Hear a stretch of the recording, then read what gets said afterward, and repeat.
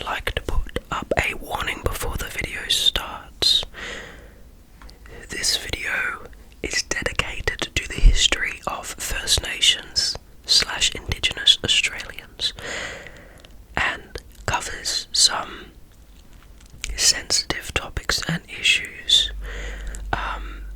If you are a First Nation Australian, or if you are a part of a group which is experiencing the flow-on effects from a history of injustice or oppression, I would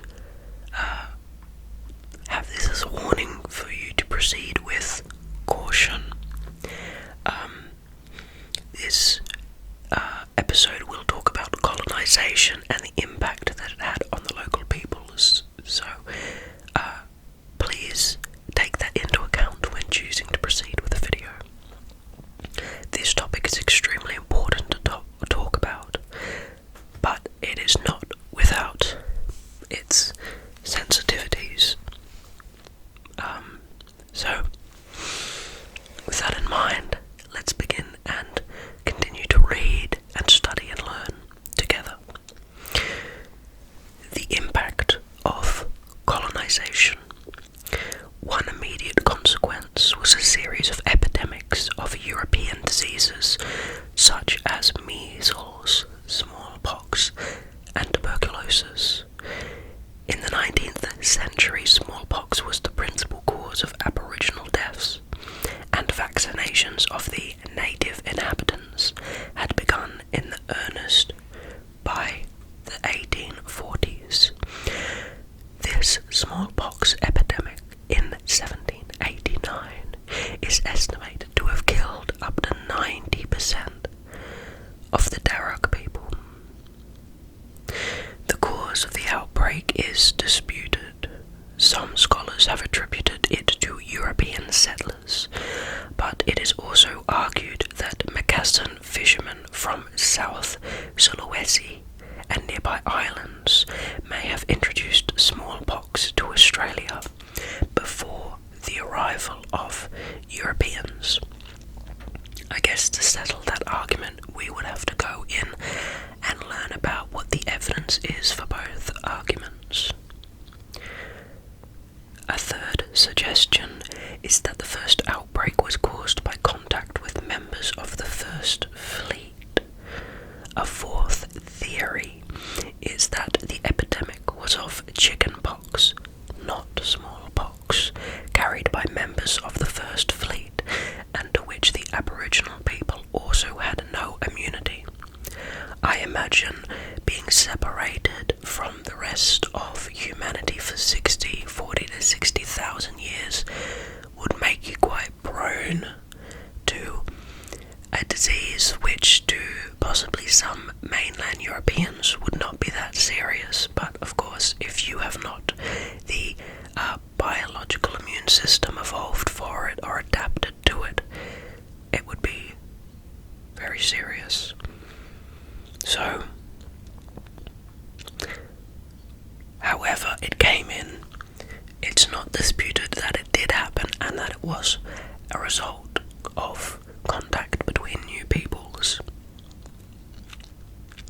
Moreover, Aboriginal people were infected with sexually transmitted infections, especially syphilis and gonorrhea, which was detrimental to their survival.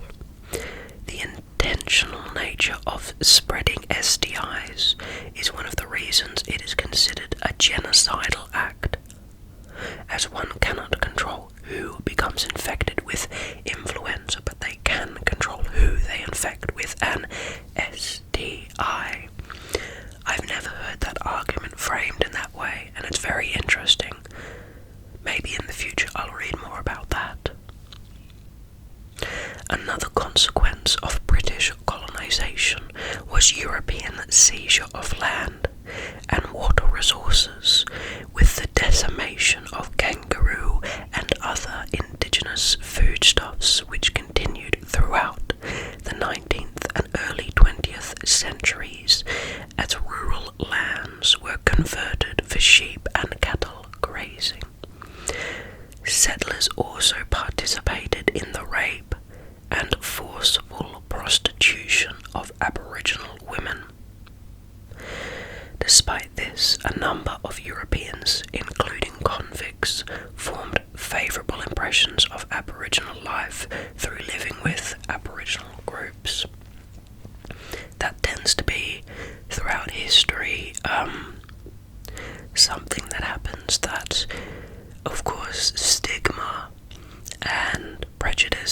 appears and grows, but then people who actually intermix and spend time with other cultures tend to learn that we all share humanity and that most stereotypes and prejudices are not warranted.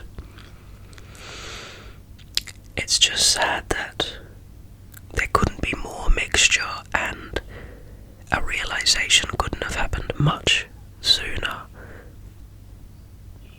and for a wider group of people. An unfortunate history.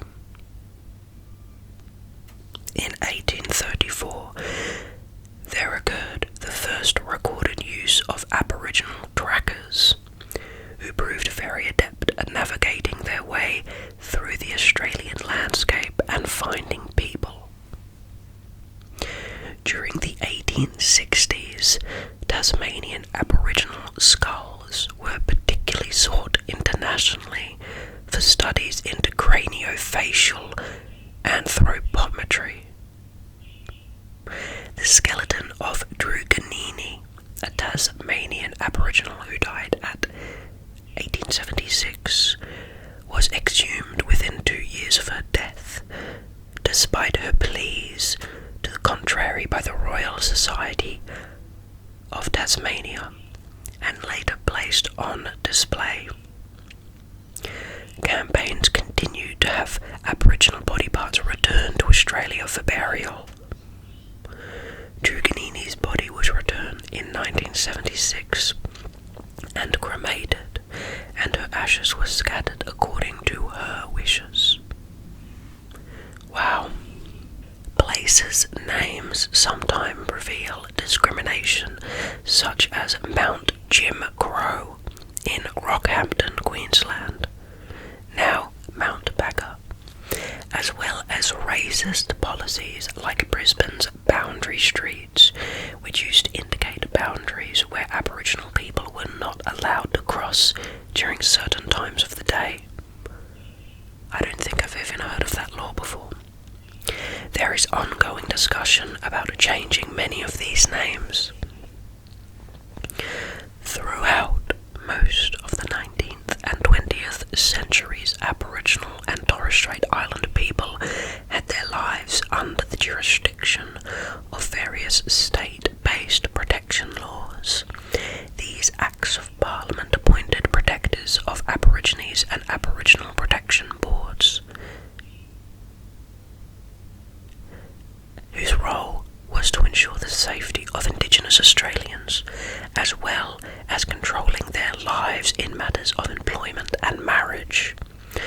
Wages were controlled by the protectors, and Indigenous Australians received less income than their non-Indigenous counterparts in employment. During this time, many Aboriginal people were victims of slavery by colonists alongside Pacific Islander peoples who were kidnapped from their homes in a practice known as blackbirding. Between 1860 and 1970, under the guise of protectionist policies, people, including children as young as 12, were forced to work on properties where they worked under horrific conditions, and most did not receive any wages. In the pearling industry, Aboriginal people were bought for about £5, with pregnant Aboriginal women prized because their lungs were believed to have greater air capacity. Aboriginal prisoners in the Aboriginal-only prison on Rottnest Island, many of whom were on the trumped-up charges, were chained up and forced to work.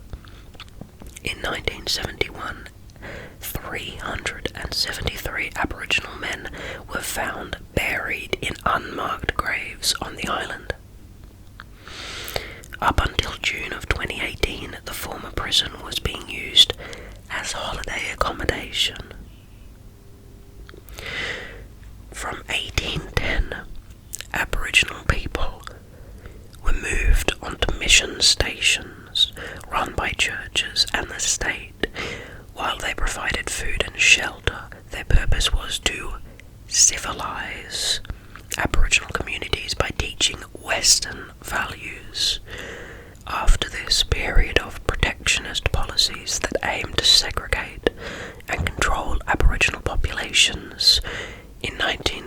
1947, the Commonwealth government agreed to move towards assimilation policies. These policies aimed to integrate Aboriginal persons who were not of full blood into the white community in an effort to eliminate the Aboriginal problem. As part of this, there was an increase in the number of children forcibly removed from their homes and placed with white people, either in institutions or foster homes.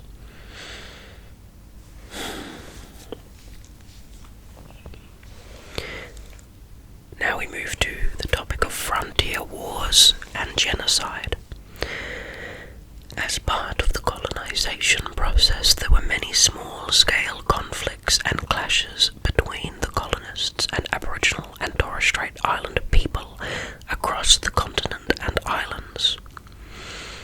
In Queensland, the killing of Aboriginal people was largely perpetrated by civilian hunting parties and the native police, armed groups of Aboriginal men who were recruited at gunpoint and led by colonialists to eliminate Aboriginal resistance. There is evidence that massacres of Aboriginal and Torres Strait Islander peoples, which began with arrival of British colonists, continued until the 1930s. Researchers at the University of Newcastle under Lyndall Ryan have been mapping the massacres. As of 2020, they have mapped almost 500 places where massacres happened, with 12,361 Aboriginal people killed and 204 colonialists killed, numbering at least 311 massacres over a period of about 140 years. After losing a significant number of their social unit in one blow, the survivors were left very vulnerable, with reduced ability to gather food, reproduce, or fulfill their ceremonial obligations, as well as defend themselves against further attack. Estimating the total number of deaths during the frontier wars is difficult due to the lack of records and the fact that many massacres of Aboriginal and Torres Strait Islander peoples were kept secret. It is often quoted that 20,000 Aboriginal Australians and 2,000 colonists died in the frontier wars. However, recent research indicates at least 40,000 Aboriginal dead and 2,000 to 2,500 settlers dead. Other research indicates a minimum of 65,000 Aboriginal peoples may have been killed in Queensland alone. There have been arguments over whether deaths of Aboriginal peoples, particularly in Tasmania, as well as the forcible removal of children from Aboriginal communities, constitutes genocide. Many place names in Australia mark places of frontier massacres, for example, Murdering Gully in Newcastle. Wow. Now we move to resistance. There has always been Aboriginal and Torres Strait Islander resistance from the arrival of colonists through to now. In 1938, over 100 Aboriginal peoples protested one of the first Australia Day celebrations by gathering for an Aborigines conference in Sydney and making the day as the day of protest and mourning. The day is now often referred to as Survival Day or Invasion Day by Indigenous peoples. In 1963, the Yolngu people of Yirrkala in Arnhem Land sent 2 bark petitions to the Australian government to protest the granting of mining rights on their lands. The Yirrkala bark petitions were traditional Aboriginal documents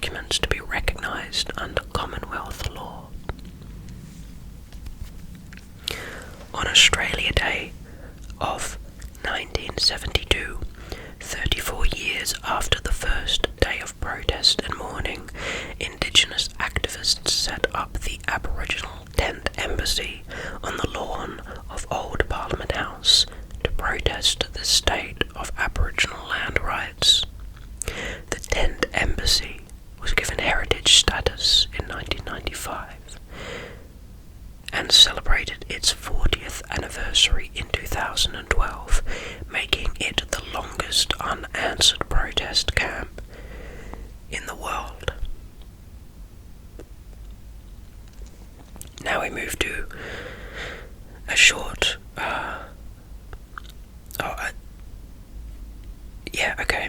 Now we're moving to something called the Stolen Generations. This is probably the most sensitive of the topics for contemporary people in Australia. So I would proceed with caution. If you're not from Australia, you may not know what this is, but I'm sure the Wikipedia will explain. The term stolen generations refers to those children of Australian Aboriginal and Torres Strait Islander descent who were forcibly removed from their families by the Australian federal and state government agencies and church missions for the purpose of eradicating Aboriginal culture under acts of their respective parliaments. The forcible removal of these children occurred in the period between approximately 1871 and 1969, although in some places children were still being taken in the 1970s.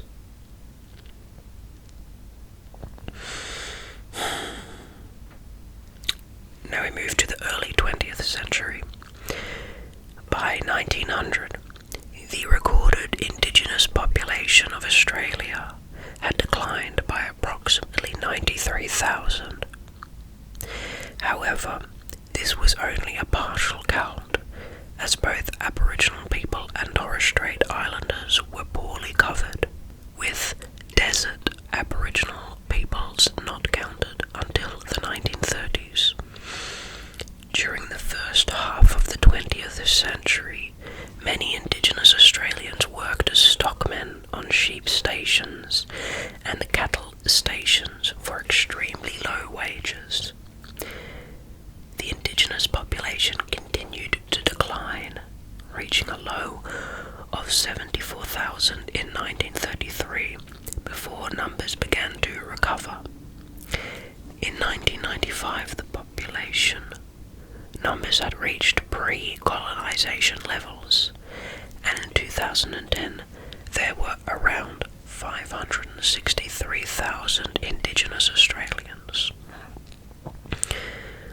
Although, as British subjects, all Indigenous Australians were nominally entitled to vote, generally only those who merged into mainstream society did so. Only Western Australia and Queensland specifically excluded Aboriginal and Torres Strait Islander people from the electoral rolls. Despite the Commonwealth Franchise Act of 1902, which excluded Aboriginal natives of Australia, Asia, Africa and Pacific Islands, except New Zealand, from voting unless they were on the roll before 1901. South Australia insisted that all voters enfranchised within its borders would remain eligible to vote in the Commonwealth, and Aboriginal and Torres Strait Islander people continued to be added to their rolls, albeit haphazardly. Well, thank you, Australia, for leading the way, I guess. Despite efforts to be enlisted, over 1,000 Indigenous Australians fought for Australia in the First World War. 1934 saw the first appeal to the High Court by an Aboriginal Australian, and it succeeded. Dakia was found to have been wrongly convicted of the murder of a white policeman, for which he had been sentenced to death. The case focused national attention on Aboriginal rights issues. Dakyar disappeared upon release. In 1938, the 150th anniversary of the arrival of the British First Fleet was marked as a day of mourning and protest at an Aboriginal meeting in Sydney, and has since become marked around Australia as Invasion Day or Survival Day by Aboriginal protesters and their supporters. Hundreds of Indigenous Australians served in the Australian Armed Forces during World War II, including with the Torres Strait Light Infantry Battalion and the Northern Territory Special Reconnaissance Unit, which were established to guard Australia's north against the threat of Japanese invasion. However, most were denied pension rights and military allotments except in Victoria, where each case was judged individually without a blanket denial of rights accruing from their service.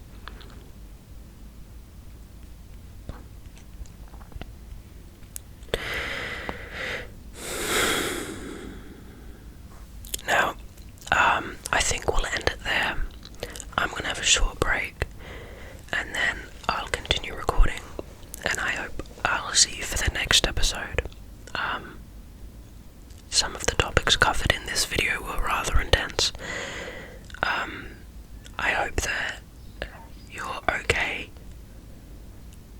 but I also hope that we can take this topic seriously and learn from it and do the best that we can as a society to make sure that this kind of thing never reoccurs, and to try and see that this sort of thing has repercussions that go for hundreds of years, and that we should be careful to withhold our judgment and be caring and loving to everyone. Thank you so much for joining me for this video. Remember, it's very important to be educated, and that's what we do here. That's why I have this channel, to provide a place for relaxation, for entertainment, and for meaningful education provided in a way in which is hopefully not too stressful, but allows you to think clearly. Now, I don't know if you can hear the dogs barking, but perhaps that's a sign for me to go. Goodbye, friends. I'll see you next time.